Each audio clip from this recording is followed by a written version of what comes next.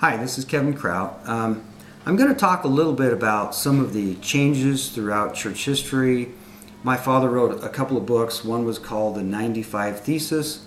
This was a book that had to do with it was kind of like the history of Martin Luther, but also kind of a parallel to our church.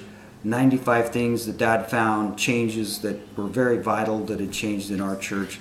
That's what Martin Luther did. He wanted to go back and show people, look, this is the changes that are happening. We need to go back to the old religion. That's kind of what Dad did. Actually, it was probably related to them. They were all from East Germany, and that's where my father was from as well, Huss and all those.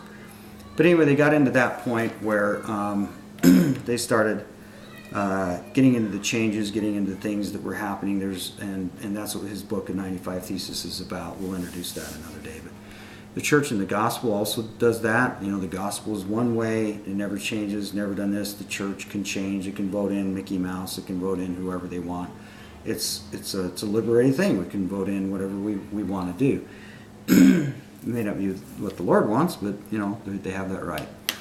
And so, anyway, a gentleman came in one day and he says, Ogden, if you could wave a magic wand and say, change church, and what would you change first? Would you bring back United Order? Would you bring back polygamy? Would you bring back, the gathering of Israel? What would you do? What would be the first things?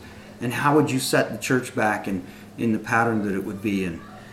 And Dad sat there for a long time and he goes, I really don't think I would change anything.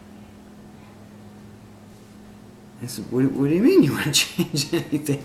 You leave it like it is? And he says, yeah, the more I think about it, I think this is exactly the Lord's plan. I think he's allowing people to be tested. Heber C. Kimball made the quote, a test is coming. And, as a fundamentalist, looking at the inside church and what's happening, I see people all the time in the church and, they don't have any opposition. They go to church and everybody pats them on the back. Oh, you're so good. You're wonderful. And, they go on in their way and there's no test there. What's so testy about that? I don't know. And then, you try and be a fundamentalist or you stick up for any of these beliefs and, you're going to get, it's going to come down hard on you, people, your neighbors don't like you, people around you don't like you. The worst persecution, I used to be a truck driver and went all over the United States and man, everywhere that you're at, people don't have a problem really with polygamy or the old religion. They oh, it's right there in the Bible. Oh yeah, we believe that. Oh yeah, that's a true thing, and more power to you. Hope things work okay. And you come to Utah and boy, everybody's about ready to scalp you and tar and feather you at the same time. And so back to this whole story, the reason why he wouldn't change that is because it's such a good test. Because once you begin to believe in the old religion, the old teachings that Joseph Smith taught, and try and converge into that, even if you leave polygamy out, you just try and, okay, we're going to try and help each other, or we're going to live United Order, we're going to try this, we're going to try any of those old essential church gospel principles. Very difficult. It's very difficult to do that in our world today.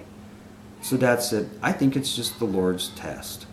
And the ones who really want to know the truth, they're going to study it out, they're going to dig deep, they're going to find out what really was taught, and then they're going to try and live that the best they can. And so that's kind of how we see that.